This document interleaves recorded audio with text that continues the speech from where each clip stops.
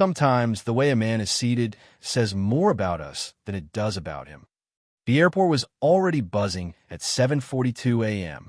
Voices layered over one another like restless birds. Announcements crackled overhead, and the scent of burnt espresso and overused disinfectant hung low in the air. Travelers rushed past each other with rolling bags and unreadable expressions. Gate C12, like most gates, was a hive of organized chaos. Parents juggling strollers, business people glued to laptops, and clusters of fatigued passengers slumped over armrests. And then, among them, Colonel Walt Delaney arrived. 85 years old, spine bowed by time and history, Walt moved without hurry. His steps were careful, measured, not from weakness, but from the deep knowledge of what pain waits in each misstep. He wore simple clothes, pressed slacks, polished loafers, and a navy blue sport coat that had seen better decades. The coat fit a little looser now, but inside its inner pocket sat something heavier than its fabric, a folded letter from the Department of Defense, and a White House invitation embossed in gold. Walt's gaze moved deliberately. He wasn't lost. He was tracking. He always had. A younger man might have cut ahead, used a first-class ticket to breeze through. Not Walt. He waited in line at the podium, boarding pass in hand, the printed seat assignment to, circled in red ink by his granddaughter, Captain Emily Delaney, when she gave it to him 2 weeks ago. She had saved every mile, booked the ticket herself, and insisted he travel in comfort. "Window seat, Grandpa," she'd said. "Plenty of legroom. You've earned it more than anyone I know." The idea of comfort almost embarrassed Walt, but he accepted the gift because he understood what it meant, a soldier's way of saying thank you, when words were never enough. At the gate, Brenda, the gate agent, scanned his ticket. She frowned, then typed. Quickly, her eyes darted between screens. Walt noticed the change in her tone before the words even came. "I'm sorry, Colonel Delaney," she began. "It looks like there's been an aircraft swap. The seating configuration's changed. Your original seat no longer exists." Walt blinked slowly. "Excuse me." She handed him a new pass, thin, reprinted with a smaller font. "Seat 32B. Middle seat. Rear cabin. Economy." "I don't understand," he said softly, eyes lowering to the paper. Brenda straightened. "The aircraft assigned to this flight had a mechanical issue. The replacement has a smaller first-class cabin. Your seat was released." He paused. "I booked that seat months ago. My granddaughter, she went to a lot of trouble." Brenda didn't look up. "We had to prioritize full-fare elite loyalty members. You booked using miles, which, while valid, has a different reaccommodation priority." Walt's lips parted, then closed again. He wanted to say something. He wanted to explain the reason he was traveling. The ceremony, the White House, the aching back, the scars that throbbed when he sat too long without lumbar support. Instead, he looked at the flimsy slip in his hand. 32B, somewhere behind the wings, between two strangers, where knees collided and elbows apologized. Not once did Brenda offer an apology. Only policy. Not once did she ask what Colonel meant. Not once did she care. "Is there anyone I can speak to about this?" he asked quietly. Brenda shrugged. "You can contact customer service for a fare adjustment, but the seating is final for this flight." "I'm sorry, sir." Her words were clean, polished, empty. Walt stepped aside, trying not to let the burn of embarrassment show on his face. He didn't want pity. God, no. But he had hoped, not for attention, but for some dignity. Some small recognition that he wasn't just another elderly man in a boarding area. That, too, it had meant something. Not for the legroom, but because his country had asked something of him once, and he had answered. And now, when he needed only a little comfort, he was told to wait. "Seat. Be grateful." He lowered himself gently into a chair near the window, wincing as the worn muscles in his back complained. Around him, passengers shuffled past. Laptops opened. Phone calls began. Life continued, and no one noticed the Medal of Honor card tucked in his wallet. No one saw the scar under his collarbone from the day he carried 2 wounded men through fire. No one knew the tape-recorded message from the president in 1969 that still played in his mind sometimes when sleep wouldn't come. No one cared. But Walt Delaney didn't complain. He never had. He simply sat, holding a ticket to seat 32B and everything that now seemed to symbolize. The loudspeaker blared. We'll now begin pre-boarding for our first class and Diamond Elite passengers for Flight 218 to Washington, D.C. The irony hit hard. Walt looked down at the card in his lap. The bolded 2A now just a memory. He looked back at the counter. Brenda was smiling now, greeting someone else, scanning their pass, offering a complimentary beverage coupon. And then Walt remembered. The card. The small white card Captain Emily Delaney had tucked into his wallet next to the boarding pass. Heroes Liaison Desk, Trans-Global Airlines, Direct Line. She'd said, "If anything goes wrong, Grandpa, don't hesitate. They're trained to help. Don't let them push you around." Walt hesitated. He hated fuss, hated feeling like a burden, but something deep inside stirred. Not pride, not anger, something older. Duty. He reached into his coat, pulled out the card, read the number once, then dialed. 2 rings. A voice answered. Trans-Global Airlines Heroes Liaison. "This is Daniel. How may I assist you?" Walt sat up a little straighter. "Yes, my name is Colonel Walter Delaney. I'm calling because, well, there's been a change to my seating for Flight 218, and I don't think the gate agent handled it properly." He kept his tone calm, factual, precise. Decades of command taught him that clarity earns results. "I'm scheduled to attend a Medal of Honor recognition event at the White House. I was booked in Seat 2A, first class.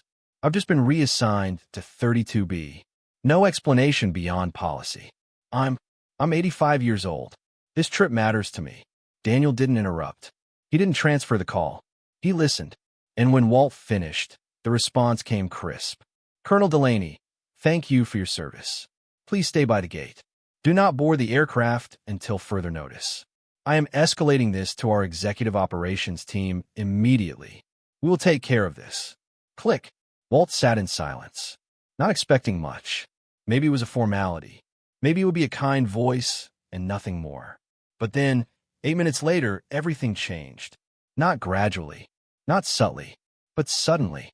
Sometimes the loudest things we do are the ones we do quietly. The card was the size of a business slip, tucked behind Walt Delaney's VA ID and an old photo of his wife, Maureen. He hadn't thought about it since Emily slipped it in there, days before his flight. "Grandpa, this number bypasses the regular lines. It's from military families, real cases. Promise me you'll use it if something goes wrong." He'd promised, politely, never thinking he'd need it. But now, seated at gate C12 with his first-class ticket reduced to seat 32B, the flimsy boarding pass sat folded in his hand like an insult wrapped in paper. He reached into his coat, unfolded the card, dialed. 2 rings. No hold music, no robotic voice. Just a calm human voice on the other end. Trans-Global Airlines Heroes Liaison Desk. "This is Daniel speaking. How may I assist you?" Walt hesitated. His military bearing kept his tone even. "Yes, my name is Colonel Walter Delaney. I'm calling from gate C12. I'm on Flight 218 to Washington. There was an aircraft swap, and I've been bumped from Seat 2A to 32B. The gate agent said policy. I'm a Medal of Honor recipient. I'm traveling to a ceremony at the White House. I'm not asking for special treatment, just to be restored to the seat my granddaughter arranged months ago." A pause. Then the voice changed. "Thank you for your service, sir. Please don't move from your current location. I'm escalating this to executive operations right now. Expect contact at the gate within minutes." Click. The line went silent. Walt didn't expect anything. He'd seen enough in life to know that bureaucracy moved slowly, especially when it was cloaked in PR and policy. If anything, he expected a polite follow-up, maybe an apology, maybe a note in his file. Nothing more. He folded the card and tucked it back, then closed his eyes. Around him, the boarding process continued. Families herding toddlers, young men with earbuds ignoring the world, the sharp ping of scanners accepting passengers row by row. A familiar, hollow ache crept into his lower back, the kind that had never quite gone away since 1969. He adjusted his seat, rolled his shoulders, waited. Exactly 8 minutes later, the tone of the terminal shifted. not with an announcement, but with movement. Urgent, deliberate. Heads turned as a small cluster of sharply dressed men and women cut through the terminal like a current through still water. They weren't airport security. They weren't TSA. They moved with purpose. At the front of them, flanked by two vice presidents and a wide-eyed assistant with a headset, strode a man whose press suit was already damp with sweat. Airline Demoted, president and CEO of Trans Global Airlines. His jaw was set. His pace was clipped. He didn't glance left or right as he reached the podium. Brenda, the gate agent, looked up and blanched. What? Where is he? Stafford asked, breathless, scanning the crowd. Where is Colonel Delaney? Brenda just stared, then lifted a trembling hand and pointed. Over there, by the window. Walt opened his eyes just in time to see a small executive entourage heading directly toward him. Stafford slowed only as he neared, then took a steadying breath and lowered himself to one knee beside Walt's seat. His voice was soft, controlled, but firm. Colonel Walter Delaney, sir. I'm Eli Stafford, president of Trans Global Airlines.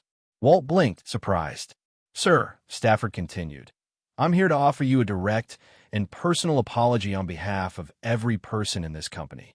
He looked shaken and sincere. What happened at this gate was unacceptable. The downgrade, the dismissal, the complete failure to recognize who you are, not just as a Medal of Honor recipient, but as a man who gave more to this country than most of us will ever understand. That failure is mine. The words settled like ash in the air, soft but heavy. Walt sat very still. He'd heard apologies before, but never from a man who looked like he might cry trying to say it. Stafford straightened. I've stopped the flight. You will not board seat 32B. You will not travel in the back of our plane. You will be reaccommodated in seat 1A, the most comfortable seat on this aircraft, and if that means bumping one of my own VPs or myself, so be it. You will travel with honor. He paused. And from this day forward, sir, any travel you or your family undertake with us, anywhere, anytime, will be complimentary with the highest level of service. That's already been entered into our system. Permanently. Walt was silent. A few passengers nearby clapped softly. Others watched with wide eyes, unsure if they were witnessing a stunt or a reckoning. But Walt didn't think of the crowd. He thought of Emily, his granddaughter, the proud young soldier who had told him this number might matter. She was right. Walt finally nodded. Quietly, gravely. Mr. Stafford, he said, thank you for this. Stafford exhaled, visibly relieved. Walt looked down at the boarding pass, still folded in his hand, 32B. He placed it gently on the seat beside him. Not about the comfort, he said. It's about the principle. Stafford nodded. Understood, sir. And that's where we failed. But not again. He turned to his VP of operations. Reassign the seat. Reopen the cabin if you have to. Escorte Colonel Delaney personnelle. Now.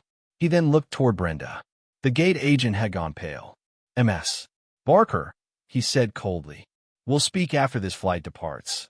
About policy interpretation, empathy training, and what it means to read a name before you dismiss a man. Mark, the younger agent beside her, looked quietly ashamed, but not surprised. Within minutes, the gate paused. Boarding was delayed. Walt was gently helped to his feet by the VP, his sport coat smoothed out, and he was led toward the jet bridge, passengers now stepping aside to let him pass. No one dare question it. Some stood. Some saluted. Most just stared at the old man with the kind eyes, the straight back, the calm silence, and the dignity that never asked to be noticed but refused to be ignored. Seat 1A was waiting for him, and in that moment, so was the America he had once risked everything to protect. There are moments in life when people stop talking and start remembering what matters. The hush inside the cabin was unlike anything Walter Delaney had felt in decades. Not the disciplined quiet of a formation, not the tense silence of a battlefield, but something else entirely, a respectful stillness, raw and uncoached, that settled over the cabin of Flight 218 like a gentle fog. As Walt stepped over the threshold and into the aircraft, he could feel it The passengers who had watched the scene at Gate C-12 were still watching, but not out of curiosity now. It was recognition, not of fame, not of celebrity, but of something deeper, the rare feeling of being in the presence of someone who had carried weight so others didn't have to. The flight attendant at the door, a woman in her early 50s with a neat bun and eyes that shimmered with restrained emotion, didn't greet him with protocol. Instead, she placed her hand gently on Walt's arm as he passed. "Welcome aboard, Colonel Delaney," she said softly. "Thank you." That was it. No script, no performance, just truth, folded neatly into 2 words. Walt offered a nod in return. "Ma'am," he replied simply. He was guided forward, passing row after row, where passengers leaned just slightly to the side, not enough to gawk but enough to show their awareness. A few nodded. One young man, near the front, removed his ball cap and held it to his chest for a beat. A middle-aged woman whispered something to her son, who turned and looked with wide eyes. None of them knew his story in detail, but they knew enough. Seat 1A was already waiting, window side, reclined slightly, a fresh blanket folded with surgical precision, and a cup of water resting on the armrest with lemon already added. Walt sat carefully. His back ached, but this seat would help. And though he knew comfort wasn't the point, it was a kindness he chose to receive. He didn't glance around, didn't offer a smile or a wave. Instead, he did what he'd always done best. He observed. As the engine spooled and the plane pushed back from the gate, Walt stared out through the double-pane window, his eyes catching the sunlight as it spilled across the tarmac in gold sheets. There was a peculiar feeling rising in him.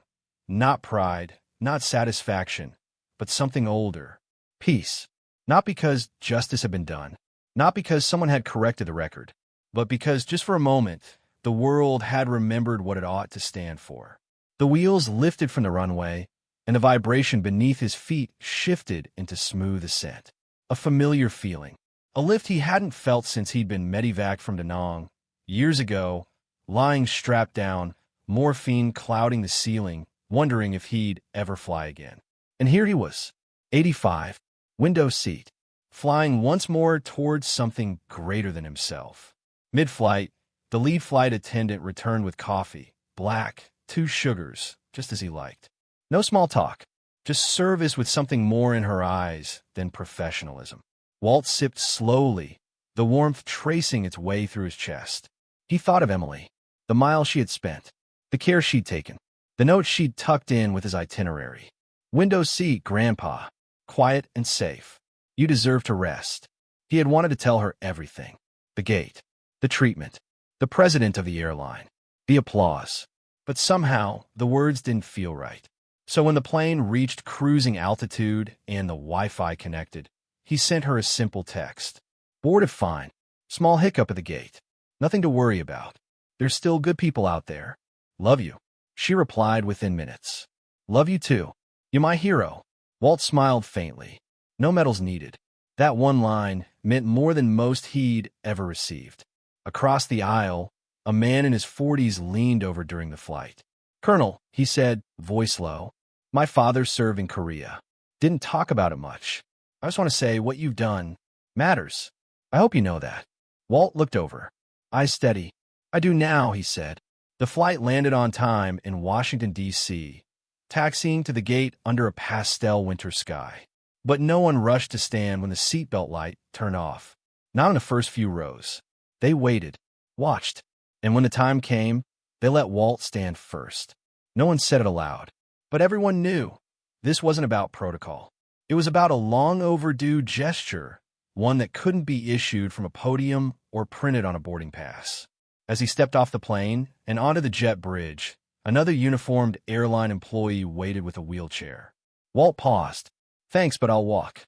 He adjusted his coat, lifted his overnight bag, and stepped into the corridor with the same quiet, determined gait that had once led his men through jungle fog and danger. Behind him, the flight attendant followed with one final word. "We'll never forget you, sir." He didn't look back, but he nodded, because some thanks don't need to be returned, just received. By the time he reached baggage claim, a small crowd had gathered, military volunteers, local liaisons, and a few airline personnel. A young man in uniform approached. "Colonel Delaney," he asked, extending a hand. Walt took it. "Welcome to Washington. We're honored to have you." Walt smiled gently. "Let's make it a quiet visit." They nodded. But even as they moved toward the exit, the murmur behind him continued. Gate agents whispering, passengers pointing, airline staff asking softly, "Is that the man from Flight 218? Because word had spread. And in a world where too many heroes go unnoticed, one man, without asking for it, had become a moment of national memory. He never asked to be remembered, so the world did it for him. The ceremony at the White House was everything it needed to be. Formal, respectful, and deeply American. Colonel Walter "Walt" Delaney sat among a dozen other aging heroes in the East Room, where sunlight spilled across polished floors and brass service medals gleamed like quiet echoes of younger men. Uniforms filled the room, some pressed and proud, others frayed with time and memory. The president spoke with grace, calling each recipient not by rank, but by meaning. Walt's name was read, and the room rose, not because they were instructed to, but because they felt it was right. He nodded once in return. No speeches, just a man standing, and a nation remembering. 2 days later, back at Trans Global Airlines headquarters, a different kind of ceremony was unfolding. It wasn't public. There are no photographers, no speeches. But inside a windowed conference room overlooking a runway, CEO Eli Stafford sat across from the VP of Customer Experience and the Director of Operations. A printed memo lay between them. It was labeled simply, "The Delaney Protocol, Immediate Implementation." It started with a question no one had asked until that week. What does it cost to treat someone with quiet honor before they have to ask for it? The answer was sobering. Not much, but the failure to do so, that cost more than anyone could measure. So they rewrote the policy. From now on, any Medal of Honor recipient, Distinguished Service Cross holder, or similarly recognized veteran would be granted automatic highest priority boarding and first-class seating, regardless of fare class, loyalty tier, or booking method. Their names would be flagged quietly, not for spectacle, but so every agent, every attendant, every operations leader would know exactly who they were speaking to and how to respond. Brenda, the gate agent who had handed Walt the economy slip without a second glance, was removed from customer-facing duty the same week. She wasn't fired. Walt would never have wanted that, but she was reassigned to a back-office clerical role with new training requirements. She didn't protest. In fact, she never spoke about the incident again, but those who knew her said she started showing up early, started listening more. As for Mark, the younger agent who had hesitated, who had opened his mouth, then closed it under pressure, he was quietly promoted. The CEO's office had taken notice of his internal ethics report filed just an hour after Flight 218 had departed. "I should have said something," Mark had written. "I knew it was wrong. I didn't stop it, but I won't let it happen again." They believed him, and more importantly, he believed himself. A week later, a training module was quietly released across the airline's internal network. It was short, just a 4-minute video shown to every frontline employee. It began with the photo of Colonel Walter Delaney boarding Flight 218, flanked by executives. A narrator said, "Some seats aren't just seats. Some passengers carry more than luggage. They carry stories. And it's our duty to know when we're standing in front of one." The closing slide was a single sentence. "Respect delayed is dignity denied. Don't make them ask." Walt never saw the video. He wasn't on social media. He didn't read corporate press releases. He'd flown home quietly, returned to his small house in upstate New York, where the porch creaked and the trees turned gold in October. The flag in his yard never came down, unless it was being lowered at half-staff for someone else. Emily visited the next weekend. They drank tea on the porch. She asked about the flight. He only said, "A small hiccup at the gate." But some good people stepped up. She didn't press. He didn't elaborate. But she smiled at him anyway. Because she knew. Somehow she knew. A month later, a letter arrived. Handwritten, on heavy, cream-colored stationery. Asterisk Colonel Delaney. "My name is Parker Wood. I'm a senior gate agent for Trans Global Airlines. I never met you, but I want to thank you. Your story reached us in training this week.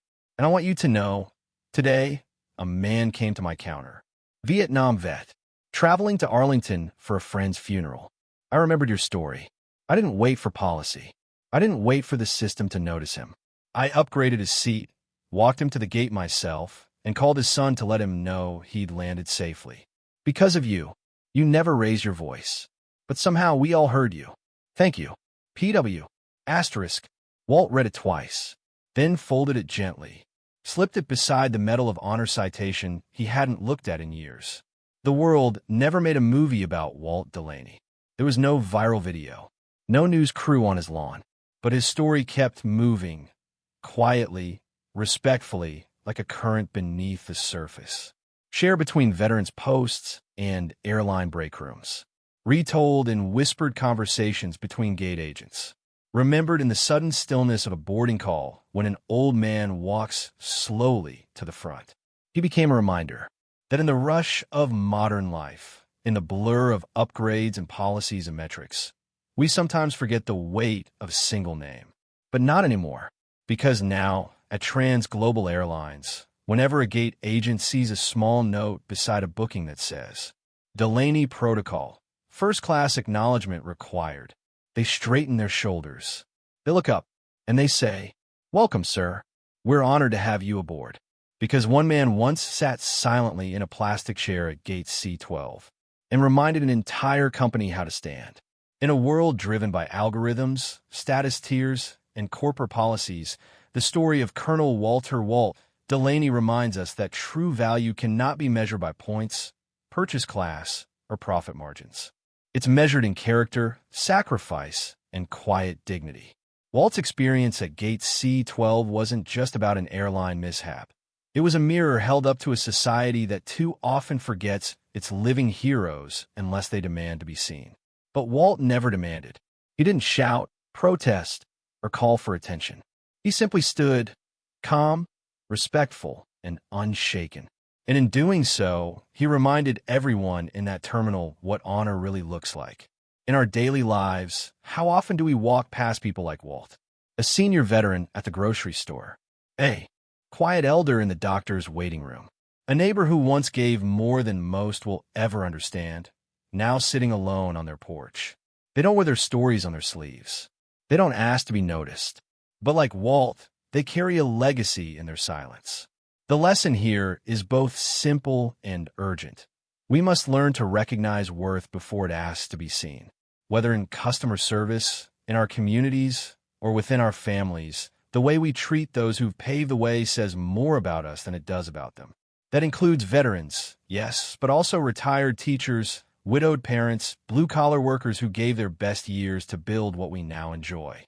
Respect doesn't need grand gestures.